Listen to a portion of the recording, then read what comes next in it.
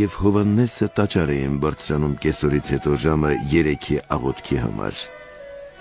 Եվ մորից կաղծնված մի մարդ կար, որին միշտ վերցնում էին ու դնում տաճարի այն դռանը, որ կոչվում էր Գեղեցիկ, որպեսզի նա տաճար մտնողներից ողորմություն խնդրի։ Սա տեսնելով Պետրոսին և Հովհաննեսին, որոնք տաճար էին մտնում,